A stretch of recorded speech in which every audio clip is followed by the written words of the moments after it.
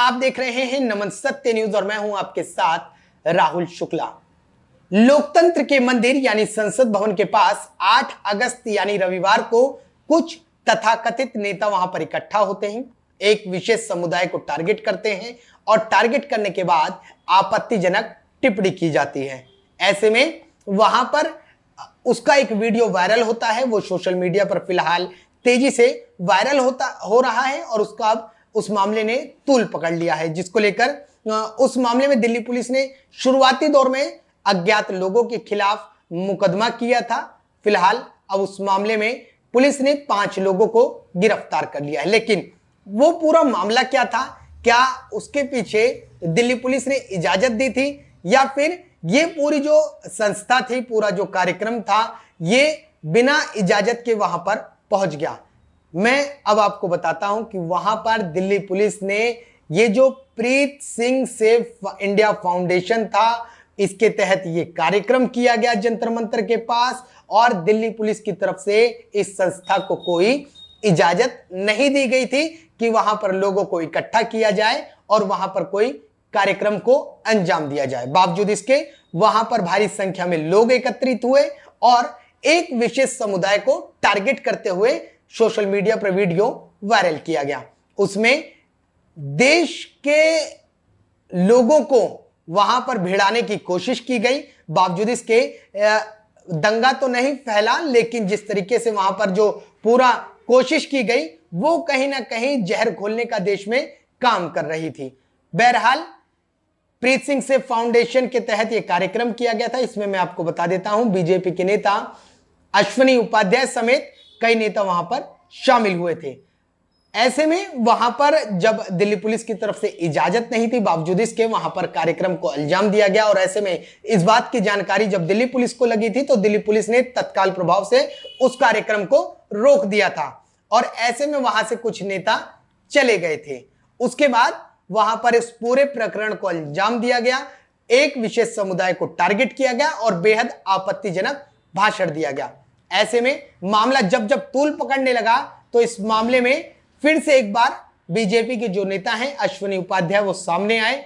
उनका कहना है, उन्होंने सोमवार की देर रात दिल्ली के कनॉट प्लेस थाने पर पहुंचकर अपना बयान दिया है और ऐसे में फिलहाल उनसे पूछताछ दिल्ली पुलिस कर रही है कि आखिरकार इसके पीछे क्या माजरा है। और ऐसे में दिल्ली पुलिस ने इस पूरे मामले में 4 लोगों को हिरासत में, कह सकते हैं हिरासत में लिया है और इनसे पूछताछ लगातार जारी है। अश्विनी उपाध्याय ने पुलिस को बताया है कि जब दिल्ली पुलिस वहां पर आई थी, कार्यक्रम को रोका गया था, तो ऐसे में वो वहां से चले गए थे। लेकिन हैरानी की बात यह है कि इसके साथ ही साथ अश्विनी उपाध्याय ने एक बात और कही। अश्विनी उपाध्याय ने कहा कि उनको नहीं मालूम कि किस तरह के लोगों ने, किन लोगों ने देश में जहर घोलने का काम किया और इस तरीके की भाषाओं को अंजाम दिया। मैं आपको बता देता हूं, अश्विनी उपाध्याय जिस हिसाब से बोल रहे हैं, मैं उनका कटाक्ष नहीं करता, लेकिन अब मैं उनको खुद बता देता हूं कि वहां पर जो नेता शामिल थे, जिन लोगों ने इस पूरे प्रकरण को अंजाम दिया, मैं उनके नाम अश्विनी उपाध्याय को बता रहा हूं। क्या ऐसे में अब बड़ा सवाल यह खड़ा होता है कि जहां अश्विनी उपाध्याय को दिल्ली पुलिस ने पूछताछ के लिए बुलाया है, क्या वो दिल्ली पुलिस के सामने उन नेताओं के नाम रखेंगे? क्या अश्विनी उपाध्याय खुद अगुवाई करते हुए क्या उन नेताओं के खिलाफ मुकदमा दायर कराएंगे? ये बड़ा सवाल है, क्योंकि उन्होंने कहा कि उन्हें नहीं पता कि किन नेताओं ने किस तरीके की भाषणबाजी करी और इसके साथ ही साथ अश्विनी उपाध्याय ने यह भी कहा कि उनको बदनाम करने की कोशिश हो रही है। मैं आपको बता देता हूं अश्विनी जी कि वहां पर 2 लोग जो बेहद मशहूर थे, वहां पर 2 लोग जिन्होंने इस तरीके के भाषण को अंजाम दिया, जिसमें एक नाम है सुशील तिवारी। सुशील तिवारी की ये फोटो आप हमारी स्क्रीन पर देखिए, ये सुशील तिवारी हैं।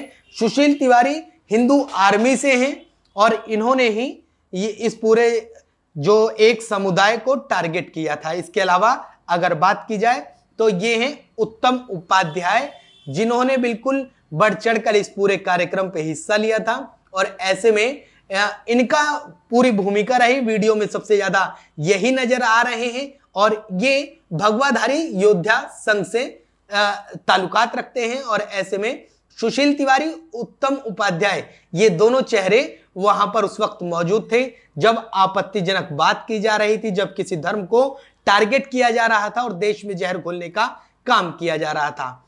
और ऐसे में मैं आपको बता देता हूं कि ऐसे में फिलहाल दिल्ली पुलिस ने 4 लोगों को हिरासत में लेकर पूछताछ शुरू कर दी है, जिसमें अश्विनी उपाध्याय और इसके साथ ही साथ प्रीत सिंह, जिनकी फाउंडेशन थी प्रीत सिंह सेफ फाउंडेशन, और इसके अलावा विनीत सिंह और एक व्यक्ति और, इन 4 लोगों को दिल्ली पुलिस ने तलब किया है पूछताछ के लिए। लेकिन हैरानी की बात यह है कि दूसरी तरफ अश्विनी उपाध्याय ट्वीट भी कर रहे हैं। अश्विनी उपाध्याय का ये ट्वीट देखिए, और मैं आपको ये ट्वीट दिखाता हूं जिसमें अश्विनी उपाध्याय ने अपना स्टेटमेंट भी दिया है।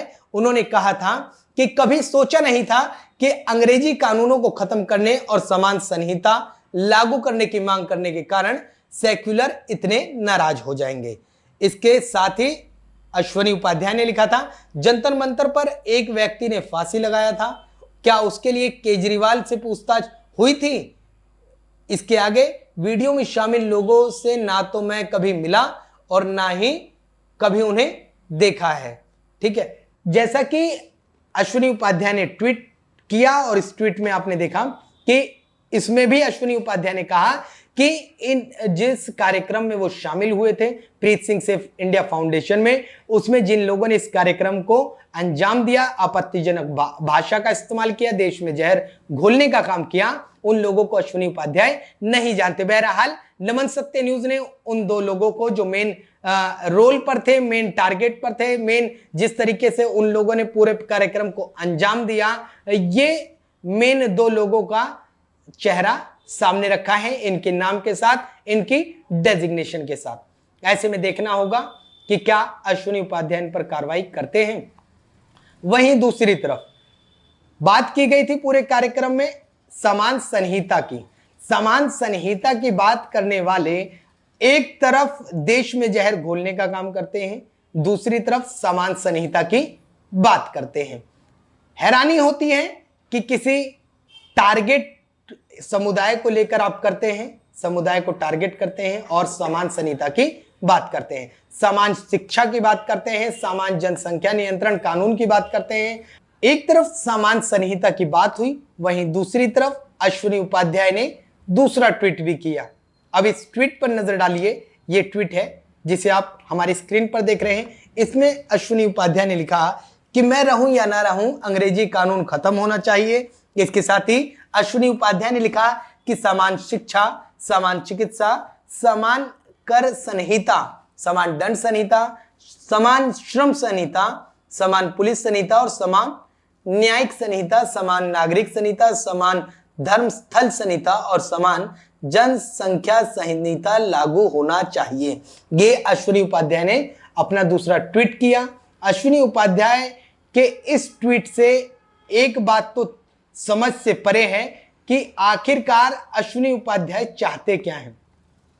अश्विनी उपाध्याय ने समान संहिता को लेकर इतने नाम गिना दिए, जिसमें समान धर्म स्थल की भी बात कही है। समान धर्म स्थल का तो मतलब अश्विनी उपाध्याय जी आप जानते ही हैं, आप तो वकील हैं पेशे से, और ऐसे में आप अक्सर एक ही धर्म की अक्सर ज्यादातर बात करते हैं, या इसके पीछे सिर्फ आप इसलिए एक बात इसलिए करते हैं कि आप किसी राजनीतिक दल से जुड़े हुए हैं, इसलिए एक दल की और एक धर्म की बात करते हैं। आप इधर समान धर्म स्थल संहिता की बात कर रहे हैं, और ऐसे में अब आपको ही दिल्ली पुलिस ने तलब कर लिया है। बहरहाल अब आप अपनी पुलिस में जो जांच हो रही है उसमें अपनी बात रखेंगे, जैसा कि आपने कई मीडिया हाउस के सामने अपनी बात रखी है। देखना होगा कि आखिरकार मान लिया कि आपका इस पूरे प्रकरण में कोई अहम रोल नहीं था, कोई रोल नहीं है, किसी तरीके से आप इन्वॉल्व नहीं हैं, लेकिन क्या एक जिम्मेदार नेता के तौर पर, जिम्मेदार वकील के तौर पर, एक जिम्मेदार देश के नागरिक के तौर पर, क्या अब आप इन लोगों के खिलाफ खुद आगे बढ़कर मुकदमा दायर कराएंगे? क्योंकि अब आपकी ही अगुवाई देश के लोगों पर मैसेज कन्वे करेगी, लोगों तक ये मैसेज पहुंचाएगी कि क्या आखिरकार आप इसमें सम्मिलित थे या नहीं थे। क्योंकि अब आप ही जिस तरीके से कह रहे हैं कि आपका इस पूरे प्रकरण से कोई लेना देना नहीं है, तो मैं और देश उम्मीद करता है कि आप उन लोगों के खिलाफ खुद आगे बढ़कर कानूनी कार्रवाई करें। आप एक पेशे से वकील हैं और आपके लिए ये कोई कठोर काम नहीं है। ऐसे में जो लोग, कोई भी, चाहे वो किसी भी दल का हो, किसी भी समुदाय का हो, किसी भी धर्म का हो और किसी भी जाति का हो या किसी भी क्षेत्र का हो, अगर देश में जहर घोलने का काम करेगा तो देश के नागरिकों को उनका बहिष्कार करना चाहिए। उनको देश की जगह उनको हमें अपने समाज से निकाल के उखाड़ फेंकना चाहिए, क्योंकि देश में जहर घोलने वालों के लिए यहां पर किसी तरीके की कोई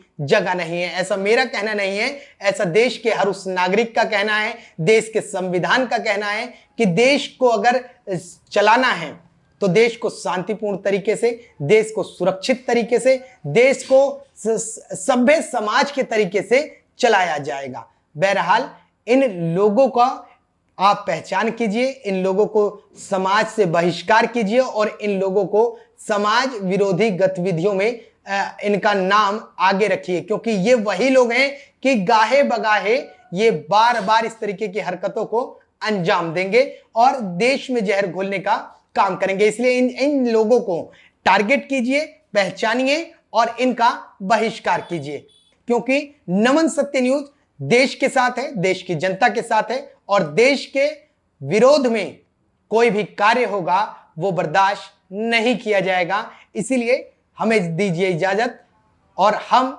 इसी के साथ अगले फिर किसी मुद्दे पर मिलेंगे आपके समक्ष और आपके बीच। जय हिंद, जय भारत।